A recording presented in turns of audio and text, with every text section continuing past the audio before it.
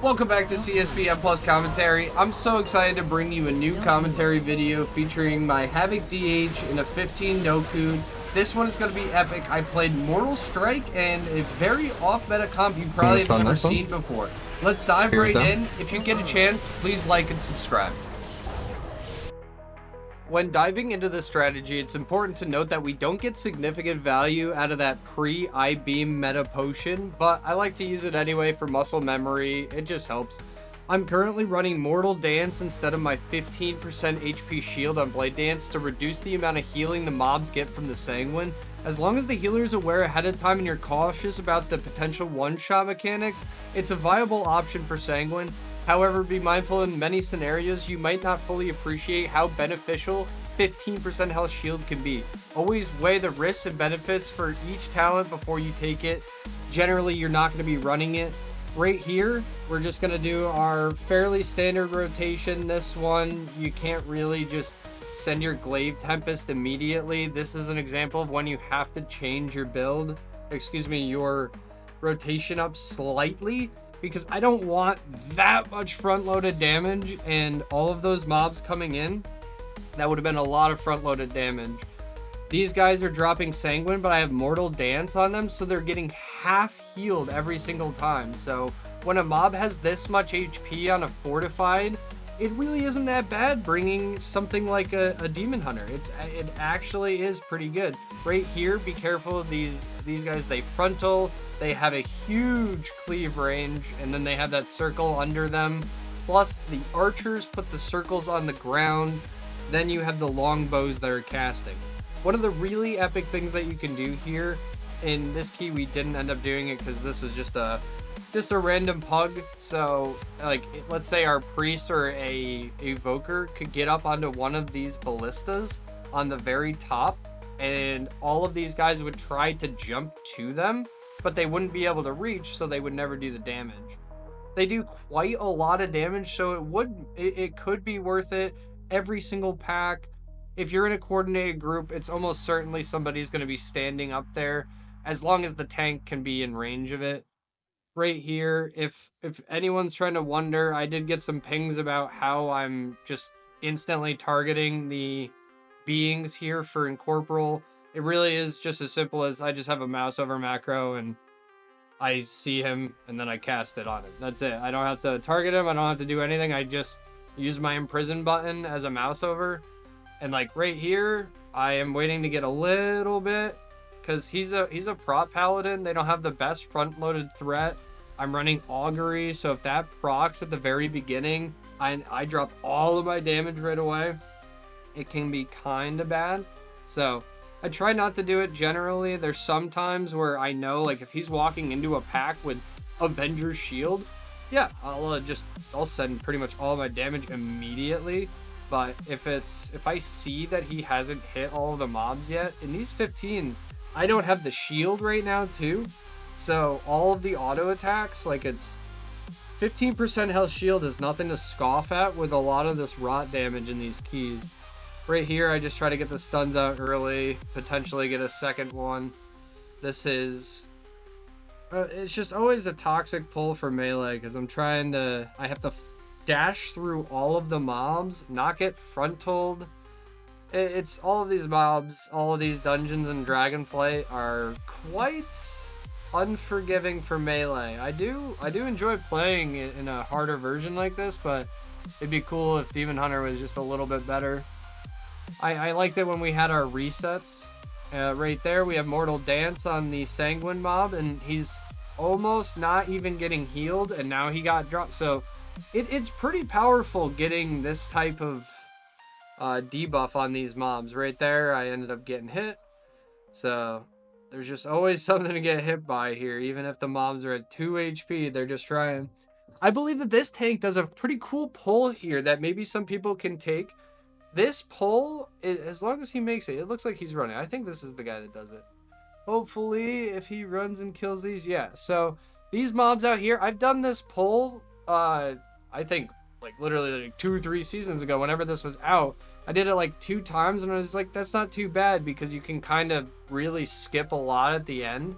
Sometimes the pats are really bad at the end of the and you kind of get screwed.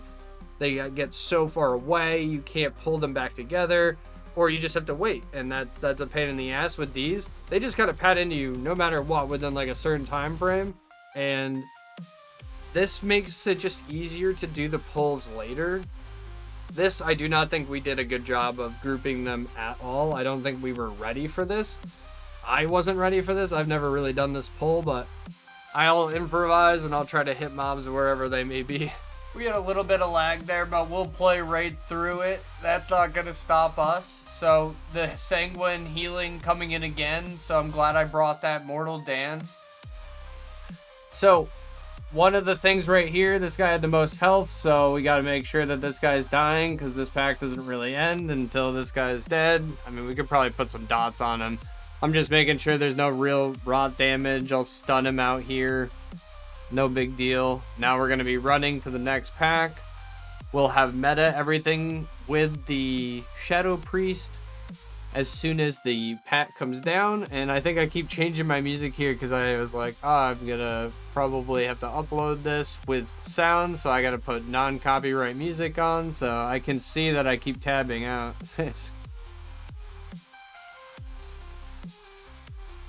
I think I figure out the music before the boss actually spawns, so I only do one more tab out during this. So sorry about that, but I will be more conscious of it. Normally I tab out a lot and it has no effect on it, so I will try to figure out what that is. If anyone knows, let me know, because I do think that's when I was changing my music each time, and it's coming up again. It will do a slight lag as soon as I alt tab, but I think that's going to be something I can easily fix.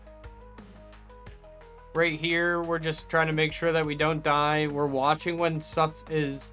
We're going to be saving at the very end of these packs. If you're running your Mortal Dance, you want to be proccing your Mortal Dance as soon as they're dying to get the buff up at the absolute peak time.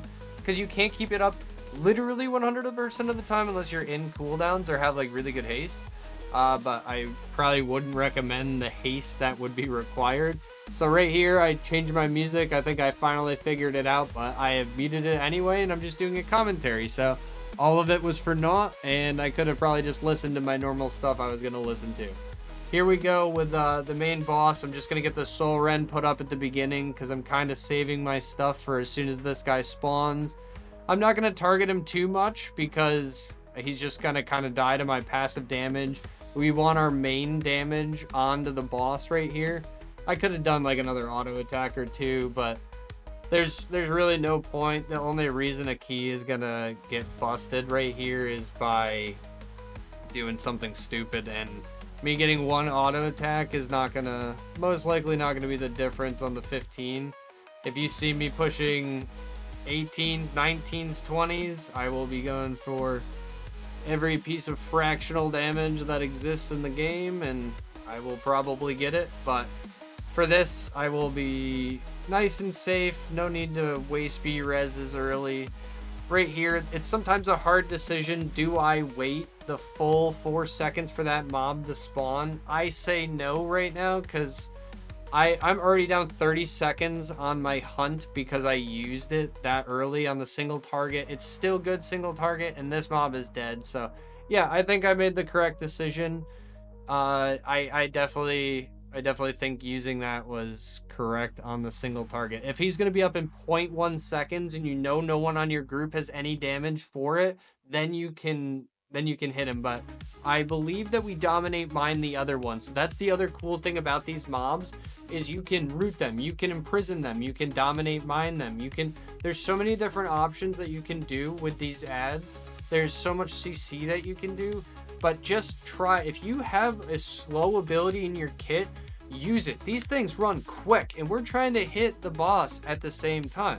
We can't just have like these things just sprinting around and melee just not hitting. I don't think people understand how valuable it is having these two things right next to each other. If you have two melee, and right there, dominate mine.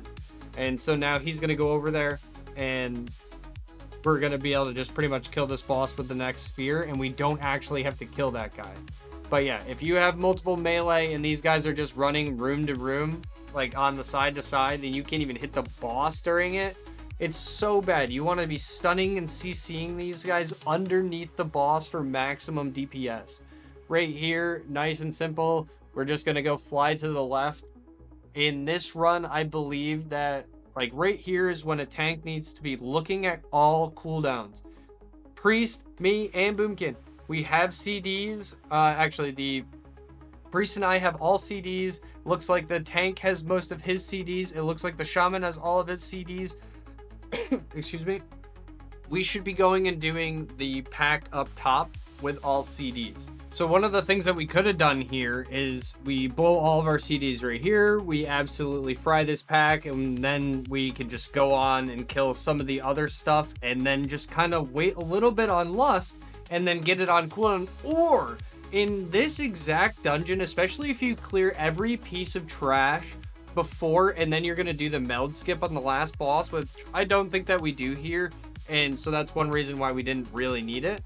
But if we had the opportunity to do the meld skip, we have to kill every single mob in the dungeon anyway. We could very easily just lust at this boss. By the time we actually kill this room, we'll probably have like 4 minutes, 3.5 minutes to kill everything, I'm assuming. And so we're not even going to be lusting until that time anyway. So right here, we could have killed one more pack, waited for meta to come up, like the pat in the middle. Then we lusted this. Like that, you don't just because lust is up doesn't mean you have to do it. You have to count your lusts and know when you're going to be lusting in the key. Because yeah, like essentially we got the lust on the exact timer, but we know that we're going to probably be sitting on the lust for 5 minutes later anyway. So right here, if we had all cooldowns going into this, I mean, it would have been 100% dead already. And we're going to kill the middle pack at the same rate no matter what now, because we don't have cooldowns anyway. So it's inefficient sometimes to be doing this. Please make sure that you're tracking your cooldowns for your team, especially if you're a tank. You need to know which ones to do. There's so many variations to pulls. Right here, hopefully someone kicks that out. We got a nice fear on it. Trying to keep my mortal dance up. Look, none of these mobs are healing because sanguine heals a lot when it's 100%, but 50% of sanguine is basically like our regular DPS. So if we're just DPSing, it stays at the same rate, and it's not that impactful. It doesn't get crazy out of hand. And especially if you can do it on 5 mobs, 1 blade dance equals 10 million HP in some packs. It's like 1 blade dance can be worth so much value. It's crazy. Right here, I remember I think I did a bad rotation. I don't really know what I did. I melded that one. You could obviously see all the spells in the corner, but I think I thought I had one more Fel Rush when I didn't. So I think I lost some globals here, trying to keep Mortal Dance up. I think they got 1 tick without my Mortal Dance. We're going to be cleansing these whenever we can. This is one of our best cleanse dungeons. If we're going to be cleansing, this is the dungeon. There are shields to cleanse. You cleanse this boss. You can cleanse the buffs on the mobs themselves. There's multiple mobs, like there's swift casts. They'll cast a swift thing. You have to I forget exactly what it does, but it's in the next room or the next phase here. They kind of just buff the whole group. You're able to actually take that off here. This boss casts a super important one that you have to dispel. It lasts for 8 seconds. It basically just super buffs the boss. Do your best whenever there's chain lightning here. I guess we were just close enough with the tank and the priest. Try to get out as far as you can whenever you see that chain lightning. It can kill somebody. Right here, whenever the storm shields go off, we'll just try to make sure that we stay on top of it. Even if you stun them, they will recast. They have to be kicked, or excuse me, they have to be dispelled. So they're kind of a pain in the ass if you don't have 2 dispels. Like right here, I believe that, I mean, we have a shaman and a priest, so one of them should be taking care of it. I think I saw a chain lightning, or thought I did, and I was like, I'm going to get out of there. Like I said earlier, this is really kind of like cooldown dependent on what you're actually going to be pulling around here. I recommend just getting your Omni CD set up and just watching people's CDs. It takes a little while to get used to it, but it's absolutely worth it. It could have easily 2-chested this key with 2 different pulls with like Lust all CDs. Then we do it just a little bit differently. with the next lust. We could have done it, and that's like the difference for just between watching CDs. And it's also, if you're doing 15s, I'd also recommend comms, which we're not really doing here. So my recommendation, just always use comms. I'm only in comms with one person here, and there's definitely kicks and stuff that didn't need to be going off, or we could have prevented maybe some deaths. So highly recommend comms when you're doing any keys that pretty much anything one-shots you. So anywhere around the 15 range, probably just start linking a Discord. That would definitely, I guarantee you will gain more IO if you get in Discord with people. It's just how the game will work out. So for this boss, it's so hard to decide when you come into this if you have cooldowns, if you want to just ship them right off the beginning. But since I don't actually have any, I just have my standard stuff. I'm going to try to get my 10 stacks, obviously, before this, my cooldown for my meta is up. And by the time my meta is up, I should hopefully have 10 stacks. But I do believe in this one, one of them is super tight, and so I keep magic dispelling this, so it's one global I have to use at all times, but I mean, it makes it so much safer when doing the fight, and that is absolutely worth it. Right here, not getting that last orb meant that I think I get a drop off in stacks. It could be later too, I'm not 100% certain. And I did want to check this back when I was going to watch it, and I was like, yep. So I do not think using that I-beam there was the correct play, because I have to use it anyway, and I would have had it for the hunt. I would have got it for the hunt, and then I would have had it for this meta extended with PI. So using my I-beam at the beginning was a rotational mistake on this boss for sure. Right here, I like the weak aura that I can track the timers.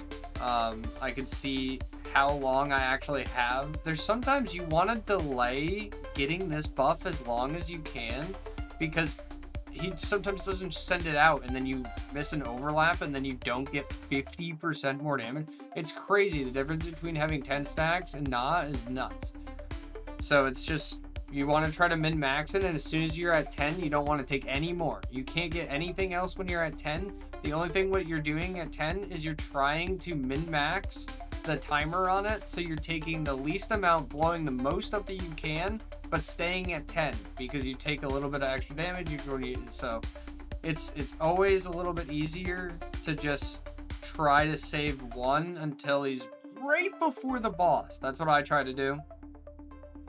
The goal here is keep my stacks up and just keep Blade Dance, everything on cooldown, so it's not too hard. As soon as it goes up, I think I've been pretty good about it. I haven't really missed any of the dispels. I should have grabbed that one. I guess it just spawns these anyway, so we're probably chilling at this point. And there's no real point in getting any more. It's at 10% HP. Just grab the ones that are just gonna hit the boss, and that's pretty much the only ones we need to take right now. And so when flying to the next zone, there's so many different routes that have been going on nowadays, but I just try to make sure I'm watching the tank. I try to locate the tank with my cursor, and I try to watch where he's going. This one went to the left, I believe. I actually think it's one of the first times I've ever gone to the left. So I've now seen somebody start at every single one of these by now, and you just have to try to make sure that you're following the tank. If you put like a marker on the tank, so especially like just flying back and forth, it's hard to actually follow who is who, and that can be sometimes an issue. Right here I have some aggro, I shadow melded, and we're fine. So sometimes I do way too much single target prio damage, and I'll just end up getting it. And oh, that boomkin kicked that in, so I think I didn't need to kick there. That's nice. I got to save my kick for something else. Worth. That was pretty quick reaction time. I saw a boomkin thing come out and I didn't kick. Not bad, not bad. Right here, you just if there's anything you're gonna kick, it has to be the birds. The birds must be kicked. They can be kicked, stunned, feared. They can be like almost every single CC in the game works on them, and it must be used. It does so much. If you get 2 stacks of this out on Fortified Week, you're just dead. Like, I see tanks die to this thing. And that thing almost went off again. Damn. I think I understand why, because the Shadow Priest doesn't want to take it and aggro, because there's a possibility that it actually aggroes from there. And this is why Mortal Dance is so good. This thing has so much health, and it only gained like 10% back. And that's so much damage. Like, my Blade Dance there essentially did like 7 million damage. That's how much health that stopped it from gaining. It's so good, and it's really not the biggest loss. If you know how to live on DH, you're probably going to be okay with it. But I mean, it's like, if you're doing a 19, it's going to be kind of rough. I'm excited to get the Rage Heart trinket, but I also kind of want to get Grief Torch. I think that there's a bug with Demon Hunter, and they can just do like obscene amount of damage if you kind of use it during Nether Walk. So if you can move, apparently if you can move the mobs while you're in Nether Walk and while you're moving and casting it at the same time, Voodoo has a video on it that was pretty good. It was very interesting. It made me want to buy it, but I played in the very first week of the season that Grief Torch came out, the actual season. I got it on the Demon Hunter, so I never really felt the need to buy it as soon as it came out right now. If it just dropped for me, I'd use it, but I also will not step foot in raid if I don't have to, so...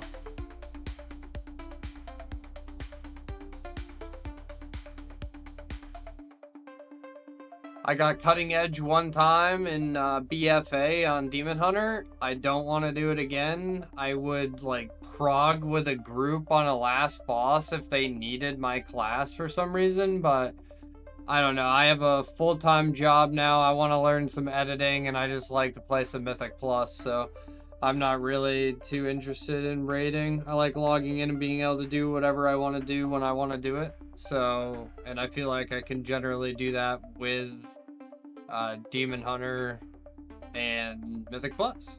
I just kind of log in, do my own key, and that's pretty much it. I had a lot of lag on these spots right here, so I just kind of fast forwarded them. Sorry about that, guys. But I'm not gonna just have you watch pixelated stuff because my character's lagging, so...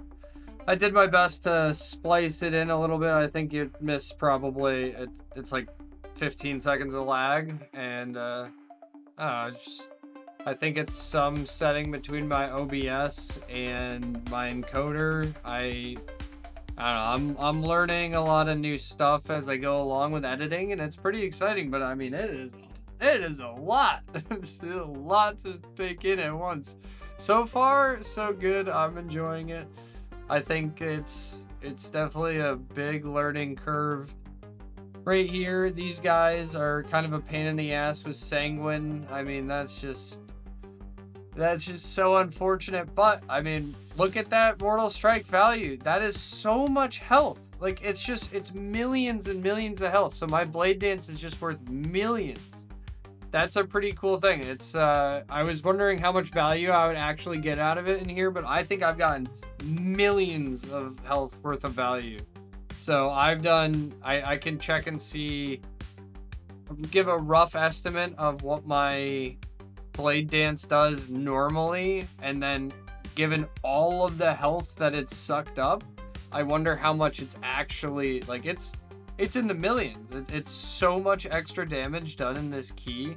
And you can say that about a lot of different stuff too, because you get like think about this priest. Every single time one of these Incorps comes out, almost every single time, he's able to mind control it and then debuff the mobs. So that's a huge value in itself too. So this comp right now has a lot of stuff. We have 2 B-reses, we have PI, we have Power Word Fortitude, we still get the Druid buff. I mean, it's really not that bad. Like, you guys, like, I saw this group in LFG, and I pretty much push my own key. That's all I ever do. If I very rarely sign up to keys and unless someone just like straight up asks me to do something. Now that I have multiple characters, people hit me up to do random keys, which is pretty nice, and the reason why I got multi-characters. I'm getting a lot better on Warlock, so I'll probably be making some form of a guide for it this season, just to kind of practice, because I want to be making guides for Warlock, Mage, and Demon Hunter in the War Within, and I'm hoping to only improve my content from here and really figure out how to bring the best content in the quickest fashion. And of course, if we're just going to do full commentary videos, then they're just full commentary videos. I'll try to give all my insights on what I'm thinking when I do it. Right here, we'll skip a little bit of the RP. As soon as this lady jumps, that's when you start your burst. And boom, this is some of the most damage you can do on DH. It's unfortunate that we pulled this and my Immo Aura was actually down, so I didn't get 2 full sections of inertia, but I could have done more damage. I could have hit almost maybe 900k here. So that was a pretty sick opener for DH. And so this is pretty much rinse and repeat from here. I had some more lag, and I think I don't skip, but I kind of fast forward the last half of this. So just because it's kind of repetitive and it was lagging, so I don't want to have you guys subject to that. And this boss, for the most part, is just going to be tank and spank. It's at 15 plus, even on fortified. That's tornado that she puts out. You have to use something for it. It is a must. It does so much damage now. And especially the spear on this last boss here, you guys should be using Not Even Close. That's one of the websites I just have pinned every time I open Chrome. It's just up, and I'll just passively look at like my Demon Hunter. I like looking at like whatever key I have in my bag. I look at that key before I go into it. I know exactly what I'm gonna die to. I like to put myself at like 90% HP, so I know exactly what I'm gonna die to. I know if I am not 100%, I am dead. And that is what I generally need to know. Then I will obviously run it from full HP. So right here, this guy does his charge, meta stun that. It's kind of unfortunate he went away. We want to grab this pack. As soon as we pull it, we want to run it to the wall. If we run it to the wall, we can get him to be charging into one of the side walls at all times. So I ping the wall, hopefully he goes straight to it. And so now, ranged always wants to be on the guy that charges, so melee, just in case he does jump out. Very hard for melee to charge after something that fully one-shots you with its charge. So you want to be, as the ranged, be on the guy that does the charge, so melee can focus solely on the guy that just does the big frontal and never actually moves. It's the most efficient damage, and that's what you're trying to get in Mythic Plus. You're trying to get the most efficient damage. Trying to use pings and stuff to free up some bandwidth in your teammates is always so valuable. It's just, these are little things that just help the key. Not just help you, but help your team get better.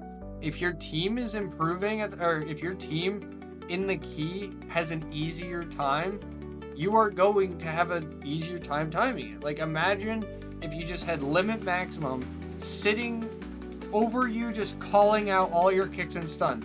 It would be so much easier. So if you, in certain scenarios, you can use pings like that, just exactly like that. You can make sure that you ping that spot so people aren't like, 5 people aren't like, I think I'm gonna go this way. You ping it and everyone knows exactly where everyone's going. So you just be having pings, using them effectively is a big part of Mythic Plus. I think I use pings multiple times. Every single key I'm using pings. I just do 3 back to back to back, and you can do danger, caution. There's, I think, 4 different pings you can actually do, so play around with it. I guarantee you having pings on will time you more keys. Right now I'm saving my meta. I do not want to use... I should have definitely proc my inertia and everything, but I was trying to figure out what I was going to do. And I believe that the only time that we can actually really die to this boss would be to these ads. And if we die to these ads, that would be tragic. So all I have to do is just save my meta and just blow them up. I'm getting my... I have my hunt up, I blur just in case I get attacked, and I make sure I am not going to get stunned by anything on the ground, and now we let go. And this is kind of a pain in the ass in here. Sometimes you target him. Just be very careful of that. And now we just broke him out. So I think it was absolutely worth holding that there. It's just pretty much guarantees that those mobs are dead. Those mobs are brutal if they get off, and you probably want to save at least... People are going to stun at the beginning and kick. I would probably hold off on your stuff and just wait until the end. Make sure that those things are going off. Do you know what I mean? You just guarantee it's going off before you're gonna do something about it. It's... If they get overlapped and they can just free cast, it's... You're gonna dwindle so quickly. They are crankers. One of the big things about this, I noticed that range stays very far away. He does a large cone frontal. If you are ranged on this fight, it is smarter and easier for you to be melee. It changes nothing for you if you are outside or in melee. If you are in melee, it is easier for you to dodge that. And one of the huge things about being a night elf in here is you could just, all of these spears, we're just shadow melding them. So the druid shadow melded one at the beginning, I shadow melded one at the, I think the second one went off after that, and then the druid just shadow melded again. So it was, you get so much value out of night elf, it's actually crazy. I don't know, if it almost feels like pay to win. It as soon as I got the opportunity to switch to it, I did it. And so right here, I just shadow melded again, and boom, that is 15 Noku with Havoc DH.